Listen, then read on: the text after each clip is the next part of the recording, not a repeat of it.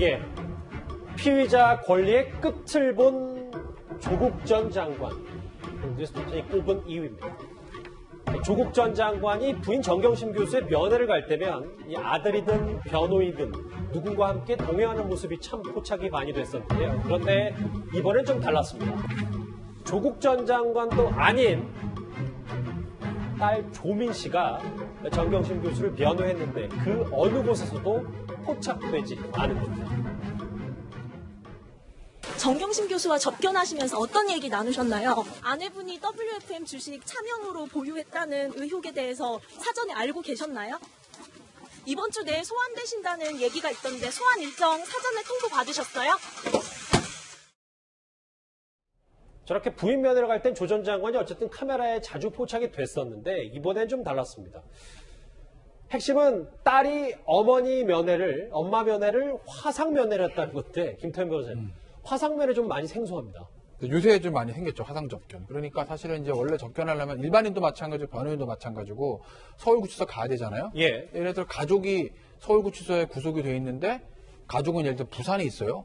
그럼 그 15분 접견하려고 서울로 왕복할 수가 없잖아요. 불편하잖아요. 그러면 이제 부산에 있는 부산구치소 같은 데 가서 화상으로 접견을 신청을 하면 저렇게 영상통화처럼 저렇게 접견할 수 있는 거예요. 그러니까 재소자 가족이 이제 멀리 떨어져 있는 경우에 저렇게들 허용을 해주죠. 그러니까 변호인 접견 같은 경우도 저는 해본 적은 없는데 변호인 접견도 화상 접견하는 경우들이 좀 있더라고요. 제가 가서 보면 그것도 왜냐면 보면은 변호사가 이제 지방 사건 수임하고 그러면 지방에 있는 그 구치소에 있는 저 재소자 보러 매일 내려갈 수가 자주 내려갈 수가 없으니까 뭐 서울구치소 가서 화상 접견 신청해서 그렇게 하고들 하거든요.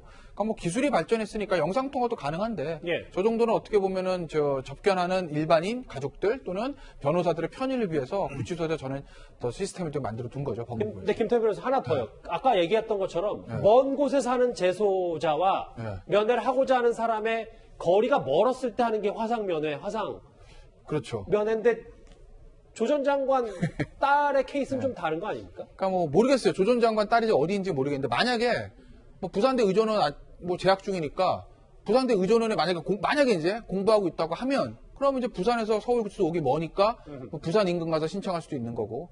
그게 아니라 지금 뭐 부산에 내려가 있지 않고 방배동 아파트에서 있다라고 하면 사실 방배동 아파트에서 저기 서울구치소가 굉장히 가깝거든요. 뭐 25분도 안 걸릴 거예요. 아마 제가 알기로는. 굉장히 가까운 거리인데 그럼 가면 되잖아요. 그런데 다른 이제 구치소로 갔다. 그럼 아마 이제 다른 데 가서 살면 동부 정도 가서 있을 건데 동부가 더 멀어요. 방배동에서 가기에는. 서울구치소가 제일 가깝습니다. 제일 가까운 구치소 놔두고 다른 데 가서 이제 접견했다. 화상 접견 신청했다. 뭐 그러면 저거는 사실은 뭐 언론에 이제 아버지인 조국 전 장관 엄마 접견하러 올 때마다 언론에 노출되면 본인들도 기자들 얼굴 아니까 이제 카메라를 들고 찾아갈 수도 있잖아요. 그러니까 그게 부담돼서 언론에 노출되는 거 막으려고 그랬다고 보는 게 맞겠죠. 만약에 방배동에 살고 있는 분들이 그렇게 했다면. 근데 다만 저거는요. 아마 생각은 했을 거예요. 왜냐면 우리도 마찬가지지만 진짜 얼굴 보는 거하고 영상 통화하는 거하고 진짜 얼굴 보는 게 훨씬 좋잖아요. 그러니까 조국 장관 조민 씨 같은 경우에도 엄마 얼굴 직접 보는 거랑 내가 검찰에 언론 카메라에 노출되는 거랑 노출되는 불이익이랑 엄마 얼굴 직접 보는 어떤 이익이랑 어느 게 나을까 본인이 생각을 했겠죠. 그래서 엄마 얼굴 직접 못 봐도 내가 서울구치소 가서 카메라 노출되는 건 피하고 싶다라고 하면 다른 구치소 가서 화상 접견 신청할 수도 있죠. 저건 뭐 재수자 과정에 걸리니까. 물론 조국 전 장관의 딸이 지금 부산에서 공부를 하고 있고 거기서 살고 있다면 그럼 뭐 당연히 화상 접견 할 수밖에 없는 거고요. 뭐니까. 이현주 의원님. 그러니까 뭐 부산 인근 제3의 교정시설에서 할 수도 있고 이 화상 면회도 증거는 다 남는 거잖아요. 직접 면회랑 마찬가지로. 모든 게 다 기록이 남기 때문에 사실 뭐 내용 면에서 어떤 면에서 보면 뭐 서로 은밀한 내용을 이야기하기는 굉장히 곤란한 시스템이 같아요. 근데 이제 아마 조민 씨 같은 경우는 이제 만약 서울에서 저렇게 했다라면 사실 이제 어떤 면에서 보면 그동안 정경심 교수도 그렇고 극구 이제 안 했던 게 바로 언론 노출입니다. 그러니까 이 사진 한번 지금 이제 어차피 구속영장이 발부될 때 그때 이제 노출됐기 때문에 이제 알려졌지만 사실 뭐 어떤 면에서 보면 이 사건이 끝나고 난 다음에도 사실 얼굴이 알려지고 이러면 굉장히 사회활동을 하기 어렵거든요. 특히 이제 딸 같은 경우는 더 아마 그럴 겁니다.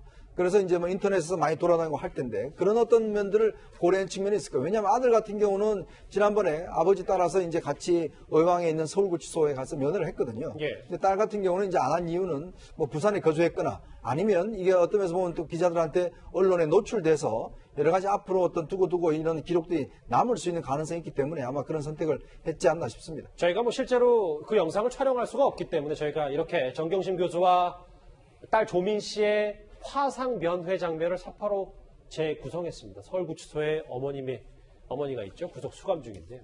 자, 그런데 2년 전에 이 국정농단 사태 때 면회와 관련해서 이런 일도 있었습니다.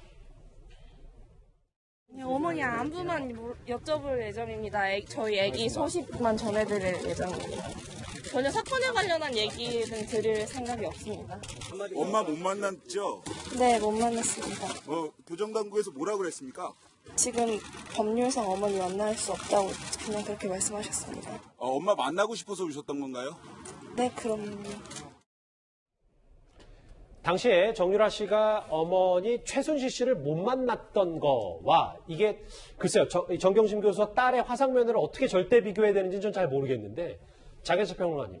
어쨌든 이 부분 자체도 특혜다. 왜 공범으로 적시됐기 때문에 라는 지적도 있는데요. 어쨌든 너무나 대비되는 일이기 때문에 형평성 논란이 따라올 수밖에 없는 거죠. 그리고 지금 정유라 씨 보면 얼굴도 모자이크 안 돼 있어요. 피사실 공표 보호, 인권 보호 이런 것들 전부 다 사각지대에 놓여 있었는데 지금 조국 전 장관의 가족들은 유례 없는 검찰의 인권 보호를 받고 있다. 이런 상황이고요.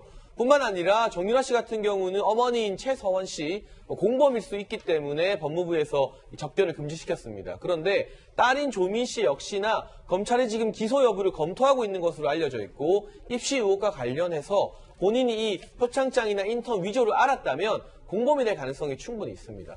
저는 사실 이 딸의 접견보다요. 조국 전 장관의 접견이 이렇게 많이 이루어지는 게 더 문제인 것 같아요. 예. 사실 최서원 씨, 정유라 씨도 그렇고 정경심 교수와 조민 씨도 그렇고 결국에는 부모가 주범 역할을 하고 자식은 종범 역할을 할 수밖에 없는 것인데 반면 조국 전 장관 같은 경우는 부모 자식 관계가 아니라 배우자 관계이고 사모펀드 등 그리고 공직자윤리법 위반 등과 관련해서는 누가 주범인지 아직까지 명쾌하게 밝혀지지 않았고 조국 전 장관이 주도적으로 이러한 범죄에 가담했을 수 있다는 의혹이 현재 제기된 상태입니다. 그렇다면 오히려 조국 전 장관이 지금 벌써 10번 넘게 면회를 한 것으로 알려지고 있는데 아무리 가족이라도 앞선 국정농단 사건과 같은 논리라면 예. 조국 전 장관의 접견은 최소한 불허해야 하는 것이 공평한 처사가 아닌가 하는 생각을 하게 되는데요. 그 잠깐 10분, 15분 만나서 증거인멸을 하고 안 하고가 문제가 아니라 과거에 똑같이 공범 의혹이 있는 사람들에게 접견을 금지시켰다면 조국 전 장관 가족이라 해서 예외가 되어서는 안 되는 것이죠.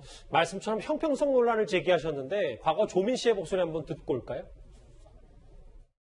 저는 봉사활동이나 인턴을 하고 나서 받은 것을 학교에다가 제출했습니다. 위조를 한 적도 없습니다. 이제 어머니가 하지 않은 일로 저 때문에 책임을 지는 것은 견딜 수가 없습니다.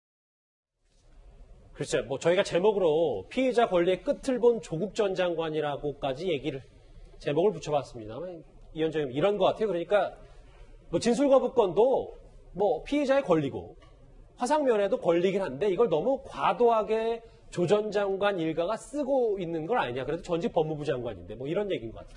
그렇죠. 문재인 대통령이 이제 집권 후반기를 맞이하면서 가장 강조했던 이야기가 바로 공정이라는 가치입니다. 예. 즉 공정이라는 게 뭐냐면 사실 문재인 정부가 들어서서 많은 사람들이 기대했던 게 바로 그런 거 아니겠습니까? 즉 돈이 있건 없건 권력이 있건 없건 간에 어떤 신분의 어떤 지위가 있건 없건 간에 공정하게 다뤄야 된다라는 기회의 공정성, 이게 굉장히 중요한 것이었는데요. 사실 지금 이제 조국 사태를 겪으면서 우리 국민들 느낀 게 뭐냐면 왜 이들 가족에게 이렇게 많은 어떤 면에서 특혜가 주어질까? 그것도 아까 우리가 계속 비교를 하지만 사실은 이 정부 들어 처음 수사했던 국정농단 사태와 지금의 사태를 대비해보면 너무나 크게 차이 나는 거죠. 왜냐하면 그때는 대통령이건 대법원장이건 전부 다 그 검찰 출두할 때 앞에 서서 다 이야기를 했습니다. 그리고 또 우병우 민정수석도 마찬가지고 또 최순실 씨도 마찬가지고 전부 다 검찰 출두할 때 다 언론에 노출됐어요. 정유라 씨도 마찬가지 아니겠습니까? 근데 지금 사건을 보면 비공개로 전부 다 비밀 통로로 다 가고 모든 것들을 가려주고 그리고 또 화상통화도 할 수 있게 하고 면회도 자유롭게 할 수 있게 하고 그러면 이게 어떤 면에서 보면 이게 원칙이었다고 하는 건 좋아요. 이렇게 앞으로 돼야 되죠. 그러나 어떤 면에서 국민들 입장에서 보면 그럼 왜 그때는 안 했는가? 그때는 가만히 있었는가? 그때는 그럼 검찰에서 아니면 정권 차원에서 왜 그러면 박근혜 전 대통령한테는 인권을 강조하지 않는가? 지금 와서는 인권을 강조하는가? 바로 이게 차별성이 있다는 겁니다. 그렇기 때문에 아무리 공정성을 이야기하더라도 예. 실감이 나지 않는 거예요. 왜냐하면 이미 그런 공정하지 않는 일을 이미 정권 관계자들이 다 해왔기 때문에. 그래서 정말 이걸 공정이라는 거는 정말 차별이 없어요. 진영 간의 차별도 저는 있어서는 안 된다고 생각이 듭니다. 그러니까 뭐 국정농단 사태와 조 전 장관 이슈를 똑같이 보자는 게 아니라 그렇죠. 이 피의자 인권에 대해서만큼은 잣대가 형평성이 똑같아야 되는데 그 부분은 다른 그리고 문제. 최소한 제가는 이번 사태 본인도 이야기했잖아요. 조국 전 장관도 이번 나의 가족을 제외한 그 다음부터 적용해라라고 본인도 이야기를 했잖아요. 근데 이제 본인이 피해자로 소환되니까 본인을 적용을 먼저 했단 말이죠. 그러니까 말과 행동이 너무 다르지 않습니까? 그렇다 보니까 이런 이야기가 자꾸 나오는 것 같습니다. 이현정 의원님께서 지금 말씀하셨던 그 부분 조 전 장관 과거에 나 정말 성실히 조사받겠다 이렇게 얘기했었습니다. 같이 듣고 오실까요? 제 처가 그걸 했다 그러면 법적인 책임을 져야 되고 누구나 법 앞에 평등하다 생각합니다. 검찰 수사에는 당연히 성실히 협조하고 출석할 것입니다. 사법 과정에 당연히 협조해야 됩니다. 제 가족은 앞으로도 검찰 수사에 성실히 응할 것입니다. 일단은 뭐 과거에 저렇게 얘기를 했었는데 뭐 피의자의 권리니까 권리는 권리인데 성실히 조사받겠다는 것과는 조금 거리가 있어 보이기도 하고요. 김상희 평론가님 네. 하고 화면 같이 보실게요. 2년 전에 조 전 장관이 이런 논문을 썼더라고요. 진술거부권은 피의자가 사용할 수 있는 사실상 유일한 무기다. 네. 라는 얘기를 했습니다. 논문에서요. 네네.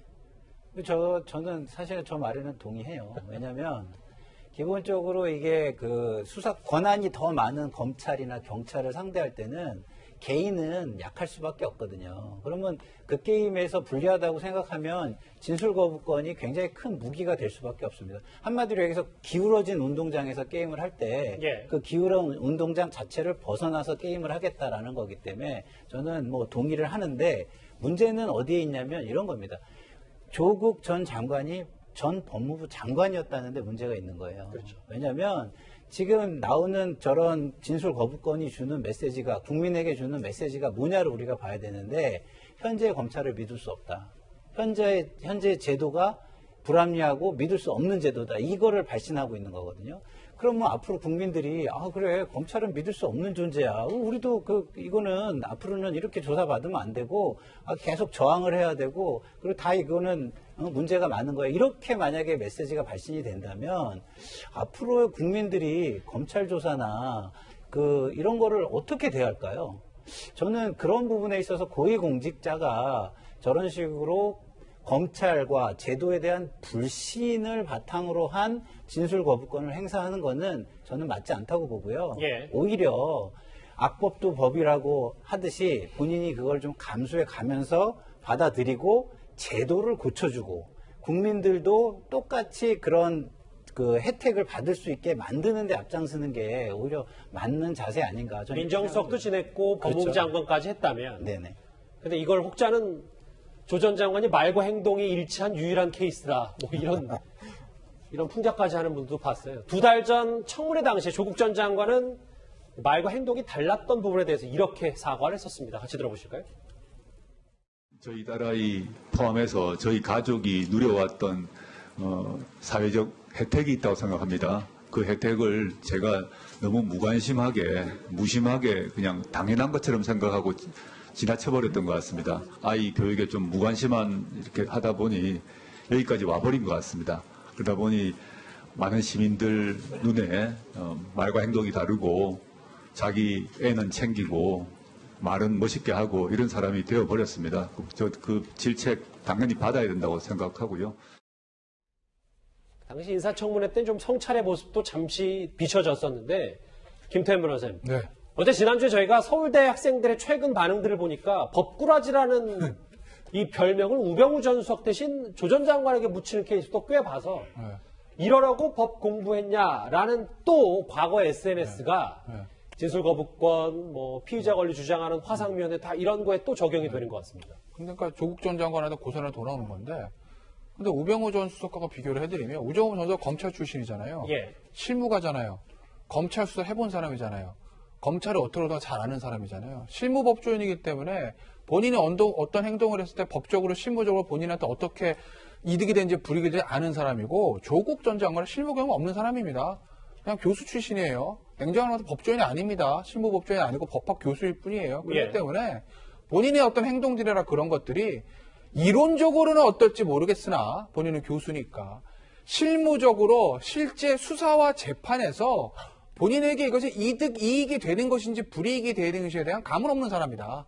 그렇기 때문에 아마 조국 전 장관의 아마 수사에 임하는 저런 태도들이 예. 결국에 저는 조국 전 장관의 발목을 잡을 거라고 저는 봅니다. 알겠습니다. 좀 의미심장한 얘기를 해주셨네요.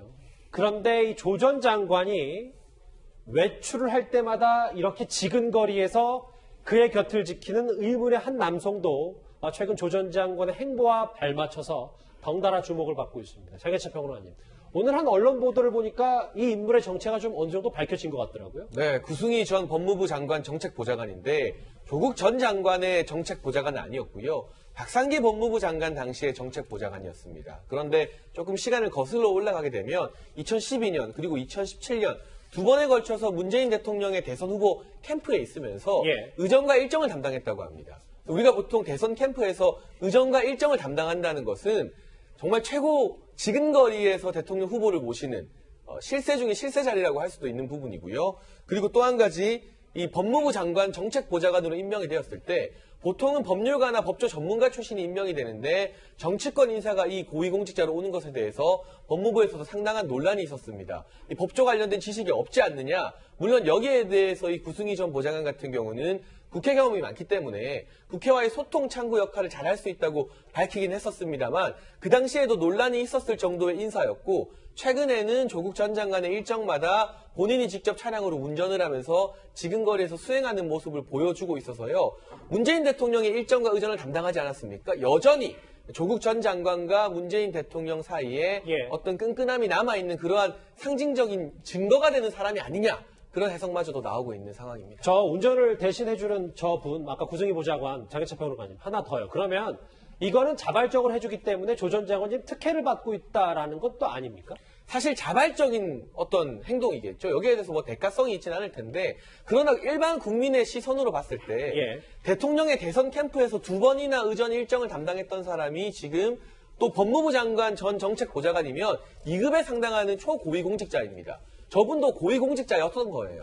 그런데 전직 장관의 일정마다 직접 운전을 하고 차량을 대동한다. 그리고 만에 하나 저분이 또다시 공직을 맡게 된다면 대가성이 없지만 국민들이 이게 정말 순수한 그런 도움이었다고 바라봐지겠습니까? 이미 한번 법무부 장관 정책보좌관 되면서 낙하산 논란에 휩싸였던 분이기 때문에 아무리 자발적으로 조국 전 장관을 돕고 싶다 하더라도 불필요한 오해를 낳을 수 있는 이러한 행동은 자제하는 게 낫지 않았나 싶은 알겠습니다. 그러한 마음도 듭니다. 쓸 수 있는 법적 권리는 다 쓰고 있다라는 분석까지 나오고 있는 조 전 장관 얘기 여기서 정리를 해보겠습니다.